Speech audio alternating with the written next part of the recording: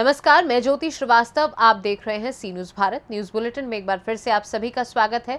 इस बुलेटिन में बात होगी जमुई की, जहां बताएंगे कैसे एक हादसे ने छीन ली परिवार की खुशियां। नदी में डूबने से 2 मासूम बच्चों ने गंवाई जान। साथ ही बात होगी सीहोर की, जहां सुदेश राय को भाजपा ने एक बार फिर से विधानसभा उम्मीदवार बनाने का फैसला लिया है। और उज्जैन में पूर्व विधायक शेखावत को टिकट न मिलने से ग्रामीणों के कैसे व्यक्त किया रोष, ये भी बताएंगे। इन तमाम खबरों पर विस्तार से करेंगे चर्चा। तो आइए शुरू करते हैं खबरों का सिलसिला। झाझा नदी में शौच करने के बाद पानी छूने गए एक मासूम बच्चा और एक मासूम बच्ची की नदी में डूबने से मौत हो गई। मामला सोनो प्रखंड क्षेत्र के लोहा पंचायत के जोकटिया गांव का है। मृत बच्ची की पहचान सुदीन ठाकुर की 10 वर्षीय पुत्री देविका कुमारी तथा मृत बच्चे की पहचान बच्चू ठाकुर का 8 वर्षीय पुत्र प्रिंस कुमार के रूप में हुई, जो रिश्ते में चचेरा भाई बहन थे। ग्रामीणों की मदद से दोनों बच्चों को नदी से निकालने के बाद परिजनों की मदद से इलाज के लिए रेफरल अस्पताल झाझा लाया गया है, जहां डॉक्टर नवाब ने जांच करने के बाद दोनों को मृत घोषित कर दिया है। मृत प्रिंस के पिता बच्चू ठाकुर ने क्या कुछ बताया है, आइए आपको सुनवाते हैं, और साथ ही डॉक्टर का क्या कुछ कहना है ये भी आपको सुनवाते हैं। क्या नाम है आपका? हाँ, बच्चू यादव ठाकुर। बच्चू ठाकुर। घर कहाँ है? जोगटिया। ये दोनों जो बच्चा है कौन है आपका? भतीजी है, लड़का। क्या नाम है? मेरा लड़का का नाम प्रिंस कुमार है। और भतीजी का नाम प्रिंस कुमार। और भतीजी का नाम देविका कुमारी। कैसे क्या घटना हुई है? सर, नदी में बोला पानी छूने के लिए गए, लैट्रिन करके आए थे। और उसी में दोनों का मृत्यु हो गया सर। हम लोग के अचानक खबर मिला। पानी में डूबा हुआ था दोनों बच्चा? हाँ, पानी से निकाला, आज दोनों डूब करके मर गए।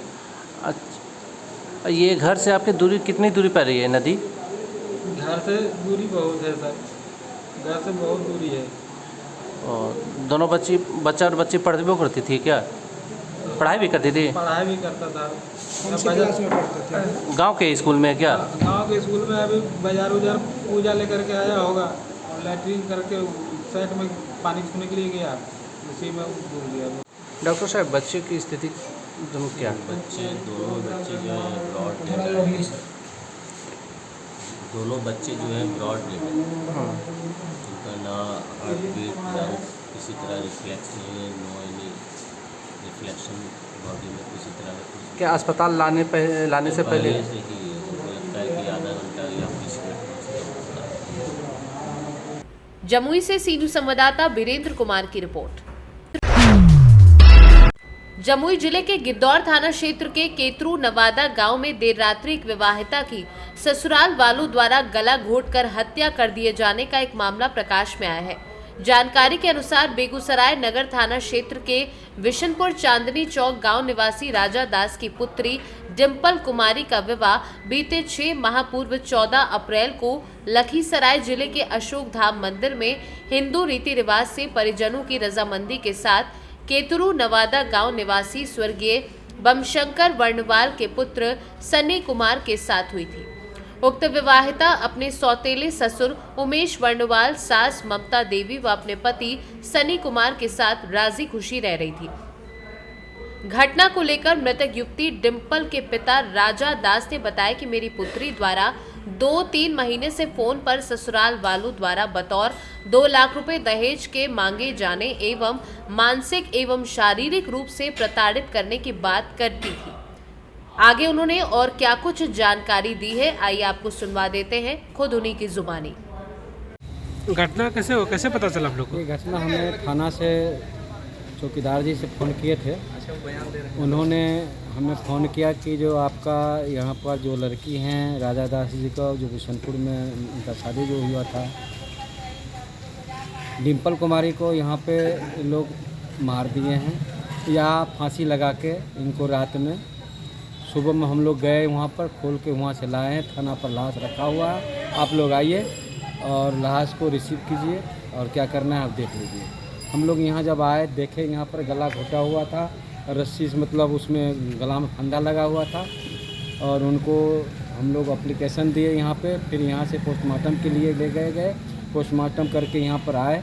उसके बाद थाना में जो आवेदन दिए हैं केस के लिए, जो एक उनका ससुर पकड़ाया है, सास भागल है, पति तो बाहर में है, लेकिन फ़ोन से क्या बात हुआ नहीं हुआ वो तो हमें नहीं मालूम है। और इनका घटने में दोनों पति पत्नी नहीं, सास ससुर का हाथ है, ये दोनों जान से मार दिया है, गला घोंट के और फांसी पर लगा दिया। पूर्व में भी कोई विवाद चल रहा था? पूर्व में कोई विवाद नहीं। इससे पहले जो लड़का का जब शादी हुआ था, शादी से पहले दोनों में टर्च था, आन जान था। उसके बाद जब मालूम हुआ सामूहिक दोनों तरफ से, तो अशोक धाम में शादी हुआ। अशोक धाम में इधर से भी 20-25 लोग, उधर से 20-25 लोग आके शादी कर दिया गया।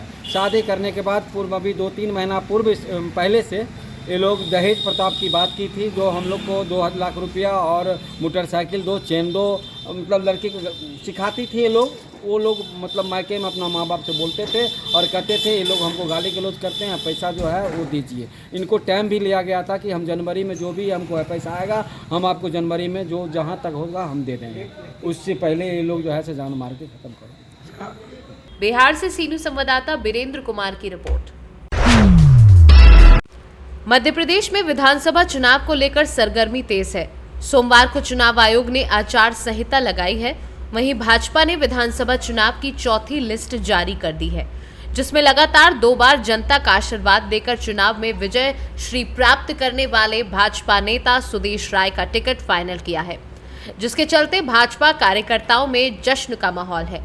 सोमवार को जैसे ही भाजपा के विधायक सुदेश राय का लिस्ट में नाम फाइनल हुआ, वैसे ही सीहोर विधानसभा क्षेत्र के भाजपा कार्यकर्ताओं के साथ हर वर्ग में खुशी की लहर छा गई और उनके समर्थकों में जश्न का माहौल दिखा।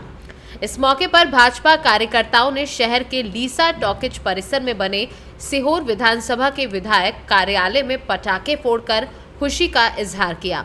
शहर ही नहीं, सीहोर विधानसभा के ग्रामीण इलाकों में भी जश्न का माहौल दिखा। सीहोर विधायक सुदेश राय जी का तीसरी बार टिकट फाइनल हुआ, कैसा महसूस हो रहा है? देखिए, भारतीय जनता पार्टी में माननीय विधायक जी पर पुनः विश्वास जताया है और भारतीय जनता पार्टी ने यह स्पष्ट संदेश भी कार्यकर्ताओं को दिया है कि सब मिलकर इस बार पुनः सीहोर विधानसभा में और उसके साथ साथ मध्य प्रदेश में भारतीय जनता पार्टी के कार्यकर्ता कमल खिलाने जा रहे हैं और निश्चित ही हमारे नेता सुदेश राय जी को टिकट मिला है।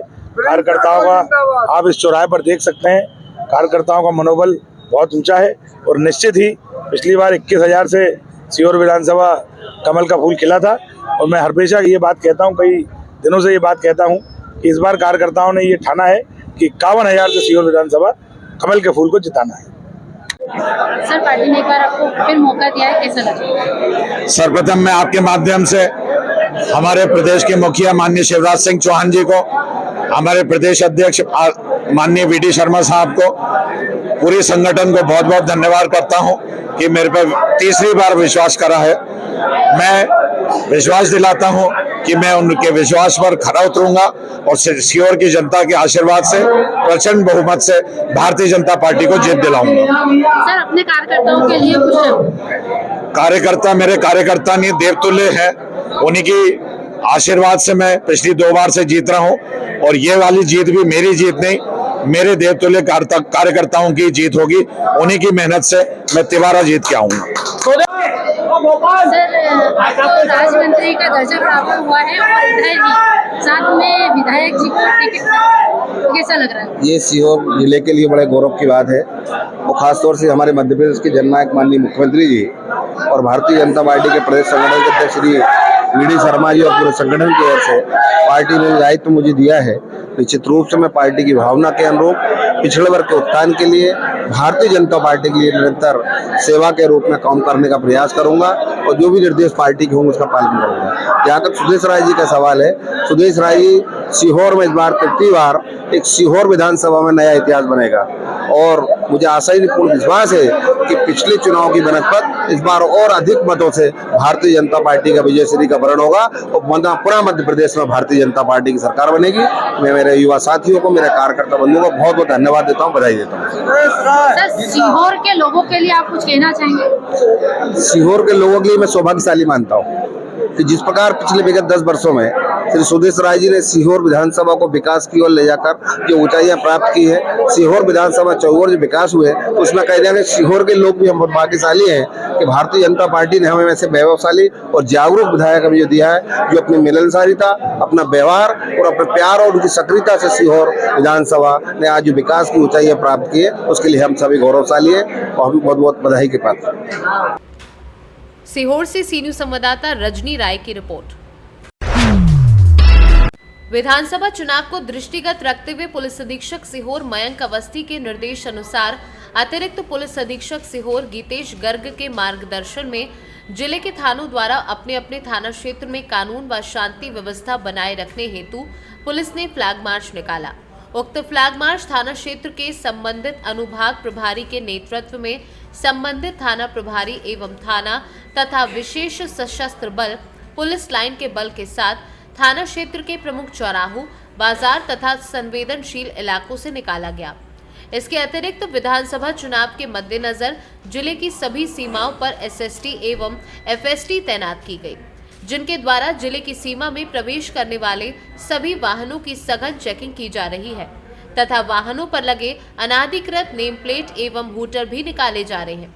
ये प्रक्रिया आदर्श आचार संहिता लागू रहने तक निरंतर जारी रहेगी। सीहोर से सी न्यूज संवाददाता रजनी राय की रिपोर्ट। खबर उज्जैन से है, जहां पूर्व विधायक शेखावत को टिकट न मिलने से ग्रामीणों में रोष व्याप्त है। फ्लैक्स लगाकर ग्रामीणों ने विरोध किया है।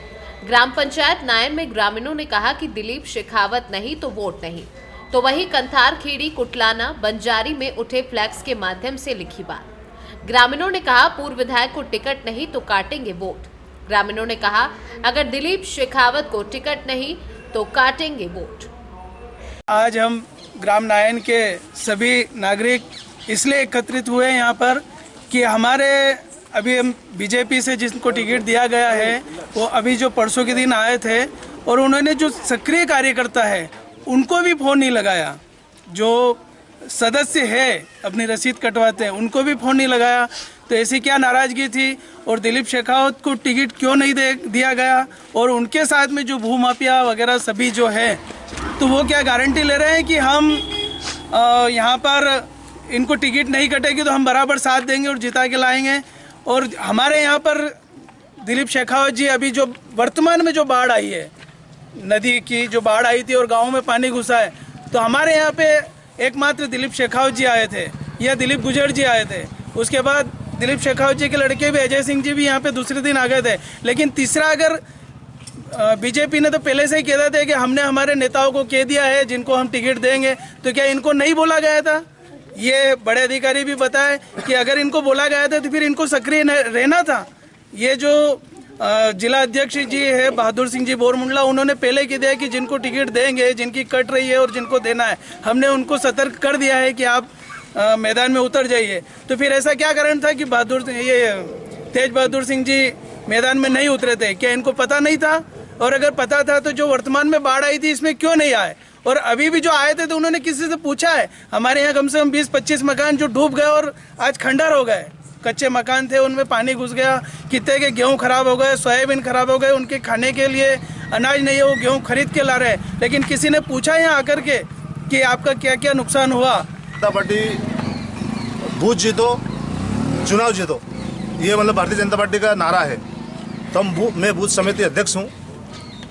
भारतीय जनता पार्टी ने टिकट दिया तो ना तो हमसे पूछा कि ये है टिकट किसको दिया है, और चलो ठीक है टिकट दिया कोई बात नहीं।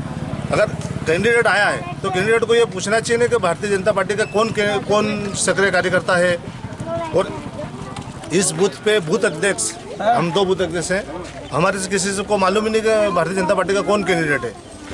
उज्जैन से सी न्यूज संवाददाता सुरेश जाटवा की रिपोर्ट। फिलहाल के लिए इस बुलेटिन में बस इतना ही। देश दुनिया की तमाम खबरों को जानने के लिए आप देखते रहिए सी न्यूज भारत।